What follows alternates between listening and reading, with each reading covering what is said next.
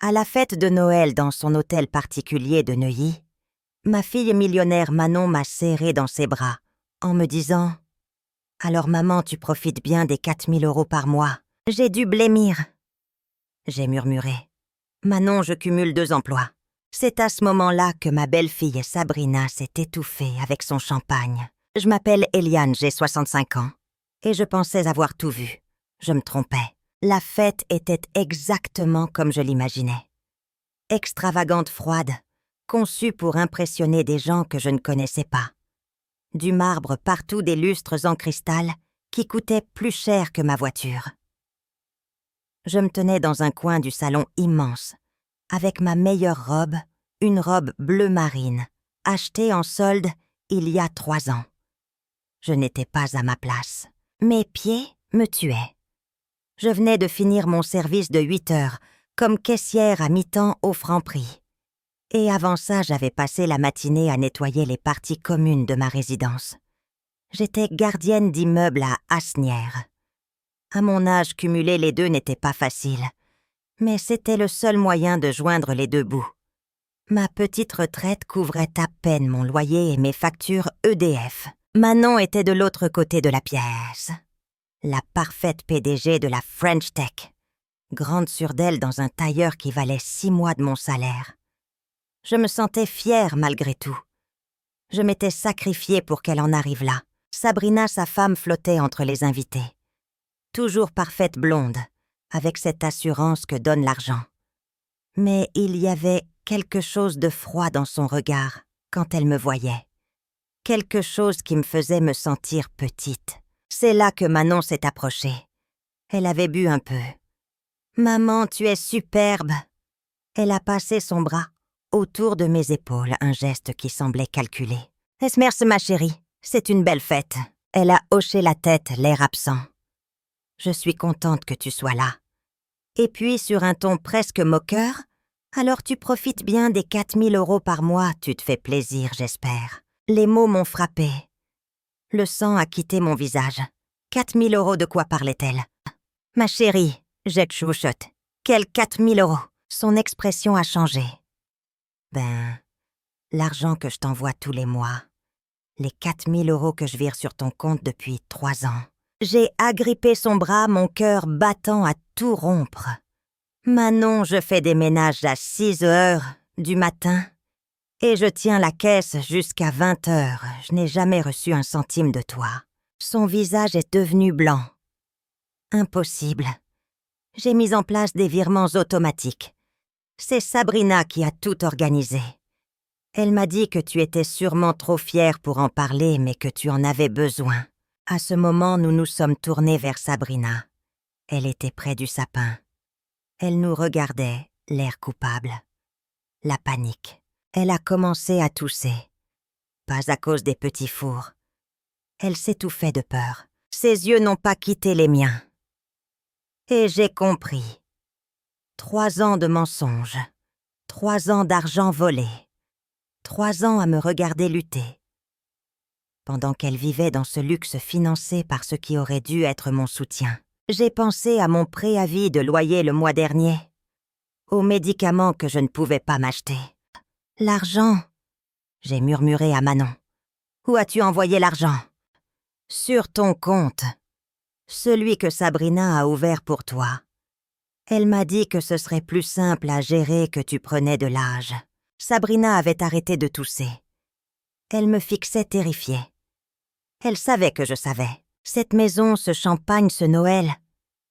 Tout avait été payé en partie avec l'argent qui aurait dû m'empêcher de m'épuiser au travail à 65 ans. En rentrant cette nuit-là, les souvenirs sont revenus. La cruauté des souvenirs, c'est qu'ils vous rappellent tout ce que vous avez perdu. J'avais 32 ans quand Robert est mort. Une crise cardiaque à 35 ans. Il m'a laissé avec Manon qui avait 5 ans et une montagne de dettes. Les premiers mois, Manon pleurait son père chaque nuit. Je la serrais contre moi dans notre petit F3. J'ai fait 3 boulots. Gardienne d'immeuble pour le logement de fonction, même s'il était minuscule. Caissière le week-end. Et je prenais des travaux de couture le soir. Manon n'a jamais su à quel point c'était dur. Quand elle a voulu faire ce stage de poney, j'ai vendu mon alliance. Quand elle a eu besoin de vêtements neufs, pour le collège, j'ai porté le même manteau pendant 4 hivers. Je me souviens du voyage scolaire en Italie. Il fallait 200 €. Je n'avais que 50 € sur mon compte, et le loyer arrivait. Ce soir-là, je suis allée au mont-de-piété. J'ai vendu le collier de ma mère, le seul bijou de famille qu'il me restait. Manon est sa partie, en Italie, et n'a jamais su ce que ça m'avait coûté. Les années de grande école m'ont presque tuée. Manon a eu une bourse partielle pour HEC, mais il fallait payer la vie sur le campus. J'ai pris une 2e hypothèque sur le petit pavillon que j'avais fini par acheter, après des années de location. J'ai vieilli de 10 ans pendant ces années-là. Puis Manon a réussi. Elle a trouvé ce poste dans une start-up qui l'a rendue millionnaire. J'étais si fière, et elle a rencontré Sabrina. J'ai su tout de suite qu'elle ne m'aimait pas. Ce n'étaient pas ses mots.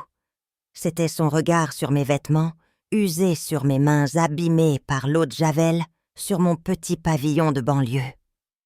Je n'avais pas assez de valeur. Elle a commencé à l'éloigner. Les visites se sont espacées. Quand j'appelais, Sabrina répondait. Manon est en réunion. Elle est débordée en ce moment, Eliane. Peu à peu, les appels ont cessé.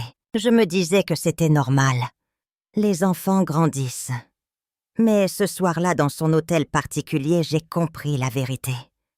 Toutes ces années de sacrifice, ces nuits à compter mes centimes, pour qu'elle ait une chance? Sabrina l'avait convaincue que j'étais indigne d'elle. Et pendant que je nettoyais des escaliers à 65 ans, elle vivait dans le luxe croyant que je recevais un argent que je n'avais jamais vu. 3 jours plus tard, Manon est venue chez moi à Asnières. Elle n'avait pas dormi. Elle avait un dossier. « J'ai enquêté », m'a-t-elle dit. Elle a étalé des relevés bancaires sur ma table de cuisine. Voilà, le compte sur lequel je virais l'argent. Le compte était à mon nom, Eliane Crawford. Mais l'adresse n'était pas la mienne. C'était une boîte postale à Levallois. C'est Sabrina qui interceptait tous les relevés, a dit Manon, la mâchoire serrée. Elle m'a dit qu'elle t'aidait à gérer tes finances, que tu devenais confuse avec les papiers. Elle m'avait fait passer pour sénile. J'ai regardé les relevés. Mois après mois, 4 000 € étaient déposés. Et dépensés souvent le jour même. Elle achetait quoi? Manon a sorti d'autres factures. Des spas, des sacs de luxe rue Saint-Honoré, des week-ends entre filles à Mykonos, la salle de sport privée. Pendant que je sautais des repas pour payer ma mutuelle, Sabrina prenait des bains à 200 €. Il y a pire, maman. Manon m'a tendu des impressions d'email. Des échanges entre Sabrina et ses amis. Je lisais. C'est si facile de gérer la culpabilité de Manon envers sa mère. Je mentionne juste à quel point elle galère. Et hop, Manon veut envoyer de l'argent. Un autre, la vieille se débrouille très bien. Elle est plus dure à cuire qu'on ne le pense. Elle est trop fière pour demander de l'aide, donc c'est parfait. Manon fait son devoir et moi je profite. Le dernier email envoyé 2 semaines avant Noël m'a brisé le cœur. Manon veut inviter sa mère pour les fêtes. Je ne supporte pas l'idée de la voir ici à juger notre réussite. Il est peut-être temps d'arrêter les virements. Elle s'est débrouillée, sans jusqu'ici. Manon me regardait. « Maman, je suis tellement désolée. Je lui faisais confiance. Je pensais prendre soin de toi. » Elle n'a pas seulement volé de l'argent, Manon, j'ai dit. Elle a volé 3 ans. Tu pensais que tu m'aidais, alors tu n'appelais plus. Tu ne t'inquiétais plus. Elle s'est assurée que je me sente abandonnée. Le visage de Manon s'est effondré. « Je t'ai abandonnée », a-t-elle murmuré. « Tu ne savais pas. » Mais j'aurais dû savoir. J'aurais dû venir te voir. Il y avait une autre chose. 2 semaines plus tard, Manon était revenue. Avec une femme. « Maman, voici Patricia. C'est une experte en jury comptabilité. Ce qu'elle a trouvé, c'est pire. Patricia s'est assise. Madame Crawford, votre belle-fille, n'a pas seulement volé les 4 000 € par mois. Elle a systématiquement manipulé les finances de votre fille pendant des années. Elle a sorti des relevés. Manon, vous avez aussi payé pour de fausses urgences. Je ne comprenais pas. Patricia a continué. Sabrina a prétendu que vous aviez des problèmes graves. 47 000 € ces 3 dernières années. Une réparation de toiture après une tempête. Une opération chirurgicale d'urgence non remboursée. Un accident de voiture. Je pensais t'aider, a dit Manon la voix blanche. Chaque fois que je m'inquiétais de ne pas avoir de tes nouvelles, Sabrina m'inventait une nouvelle crise. Elle disait que tu étais trop gênée pour m'en parler. Au total, près de 230 000 €. Mais ce n'est pas tout, a dit Patricia. Connaissez-vous un terrain en Sologne, hérité de votre mari? Le terrain de Robert, je pensais l'avoir perdu. Je ne pouvais plus payer les impôts fonciers après sa mort. Il n'a jamais été vendu, madame. Votre belle-fille payait les impôts fonciers depuis 3 ans. Elle a aussi commandé une étude de sol. Pourquoi? Parce qu'un projet de ligne LGV train à grande vitesse est prévu. Le tracé passe en plein milieu.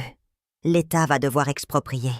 L'estimation de la compensation est entre 1,2 et 1 million d'euros. La pièce s'est mise à tourner. Et légalement, vous en êtes l'unique propriétaire, a dit Patricia. Mais Sabrina se positionnait pour le réclamer. Elle a créé un dossier pour suggérer qu'elle s'occupait du terrain en payant les taxes. Manon était livide. Elle planifiait ça. Pendant qu'elle te volait, elle se préparait à voler ton héritage. Patricia a ajouté une dernière chose prudemment. Nous avons trouvé des recherches que Sabrina a faites. Sur votre assurance santé, vos antécédents médicaux, votre espérance de vie. Elle calculait combien de temps il me restait. « Manon, » j'ai dit calmement, « ce n'est pas ta faute. Ta femme est une prédatrice. Elle m'a identifiée comme une proie facile. »« Mais j'aurais dû voir, » a-t-elle crié. « Oui, » j'ai dit. « Tu aurais dû, mais ça ne te rend pas responsable de ces crimes. » Patricia m'a regardée. « Que voulez-vous faire, Eliane? Nous avons de quoi la poursuivre au pénal. » J'ai regardé mon fils dévasté par la culpabilité. J'ai besoin de réfléchir. Mais Patricia, je veux que vous sécurisiez mes droits sur ce terrain. Immédiatement. 3 jours plus tard, Sabrina est revenue. Elle voulait une réunion. Chez elle, à Neuilly. Non, j'ai dit à Manon. On se voit au bureau de Patricia, avec les avocats. Ce n'est plus une affaire de famille. Nous étions dans la salle de conférence. Moi dans ma même robe bleu marine. Mais je ne me sentais plus petite. Je me sentais comme un soldat. Sabrina est entrée. Elle avait l'air fatiguée, mais elle essayait toujours de manipuler. « Eliane, » a-t-elle commencé d'une voix douce. « Je sais ce que tu dois penser. Mais tout ce que j'ai fait, c'était pour vous protéger. Pour protéger ta dignité. Tu es si fière. Je pensais que si je gérais l'argent discrètement... » « Et les impôts fonciers en Sologne, » a coupé Patricia. « C'était pour sa dignité aussi. »« Je protégeais un actif familial, » a rétorqué Sabrina. « Eliane ne comprend rien à ces transactions complexes. C'est là que j'ai compris. » J'ai posé mes mains à plat sur la table. « Sabrina, » j'ai dit, et ma voix était calme, si calme qu'elle en était tranchante. « Je veux que tu m'écoutes. J'ai pensé à tout. L'argent volé, les fausses urgences, les mensonges pour m'éloigner de ma fille, le plan pour voler l'héritage de mon mari. Mais surtout, je l'ai regardé droit dans les yeux. Surtout, j'ai pensé à la façon dont tu m'as fait me sentir. Tu m'as fait croire que mon unique enfant ne se souciait plus de moi. Eliane, je n'ai jamais voulu. Tu voulais exactement ça. Je l'ai interrompu. Tu voulais que je me sente abandonnée. Je me suis levée. J'ai regardé Manon. Tu m'as offert de tout me rendre, de la quitter. Oui, maman, tout ce que tu veux. Je ne veux pas de ton argent, j'ai dit. Le choc sur son visage. Je ne veux pas que tu la quittes pour moi. Je vais toucher un tchin. 5 millions d'euros pour le terrain. Je n'ai plus besoin de ton argent ni de ta culpabilité. L'espoir est apparu sur le visage de Sabrina. Mais je n'avais pas fini. Je veux que tu fasses un choix, Manon. Un vrai. Tu décides si tu veux une relation avec moi, basée sur l'amour et le respect, ou si tu veux continuer ce mariage, basé sur le mensonge et la manipulation. J'ai regardé Sabrina Blanche comme un linge. Voici ce qui va se passer. Je vais vendre ce terrain. Je vais quitter mes 2 emplois. Je vais déménager et enfin me reposer. Et toi, Sabrina, je ne vais pas te poursuivre en justice. Elle a presque souri. Tu sais pourquoi? Parce que la meilleure vengeance n'est pas de te détruire. C'est de réussir sans toi. C'est de vivre bien pendant que tu vivras avec le souvenir de ce que tu as fait. Je me suis retournée vers Manon. Ma chérie, si tu veux une relation avec moi, elle doit être réelle. Plus d'argent, plus de culpabilité, juste le choix. Manon s'est levée les larmes aux yeux. C'est tout ce que je veux, maman. Alors tu sais ce que tu as à faire. Je suis sortie de cette salle de réunion. Derrière moi, j'entendais la voix de Sabrina aiguë, désespérée, essayant de la retenir. Je ne me suis pas retournée. Dix 8 mois plus tard. Je suis assise sur la terrasse de ma maison en Dordogne. Je regarde la brume se lever sur la vallée. La maison n'est pas un palais, mais elle est à moi. Payé comptant avec l'argent du terrain. Mon téléphone vibre. Un texto de Manon. Bonjour maman. J'espère que tu profites du soleil. Sarah et moi descendons ce week-end si tu es libre pour dîner. Sarah. La nouvelle compagne de Manon. Une infirmière. Une femme douce qui me traite comme une personne, pas comme une obligation. Manon a mis 6 mois à quitter Sabrina. Le divorce a été brutal. Sabrina a essayé de tout réclamer. Elle n'a rien eu de moi. La dernière fois que j'ai entendu parler d'elle, elle était réceptionniste dans un cabinet dentaire. J'ai tenu ma promesse. Je n'ai pas porté plainte. Mais j'ai aussi tenu l'autre promesse. J'ai raconté la vérité. Calmement. À ceux qui demandaient, la vérité a fait son chemin. J'ai démissionné de mes 2 emplois le jour où l'argent est arrivé. À 67 ans, je prends ma retraite. J'ai commencé à peindre. Ma voisine Martine vient souvent prendre le café. Manon est arrivée ce week-end. Nous étions assises sur la terrasse. Elle m'a demandé « Tu crois que papa aurait vu clair en Sabrina? Ton père était un homme bien mais pas un magicien. L'important c'est que tu as fini par voir. » Elle avait toujours l'air coupable. « Manon, lui ai-je dit. Ce qui s'est passé n'était pas un gâchis. Ces 3 années nous ont appris quelque chose. Notre relation ne peut pas être basée sur le devoir ou la culpabilité. Elle doit être basée sur le choix. Chaque appel, chaque visite. C'est parce que nous voulons être dans la vie l'une de l'autre. » Elle m'a souri. « Je veux être dans ta vie, maman. Pas par culpabilité, mais parce que j'aime la personne que tu es devenue. » Et moi, j'ai répondu. J'aime la femme que tu es devenue, celle qui a choisi l'honnêteté. J'ai perdu 3 ans, mais j'ai gagné la paix et une vraie relation avec ma fille. La meilleure vengeance n'est pas la punition. C'est de vivre si bien que leur trahison devient insignifiante. Et vous, qu'auriez-vous fait à ma place? Avez-vous déjà vécu une trahison si profonde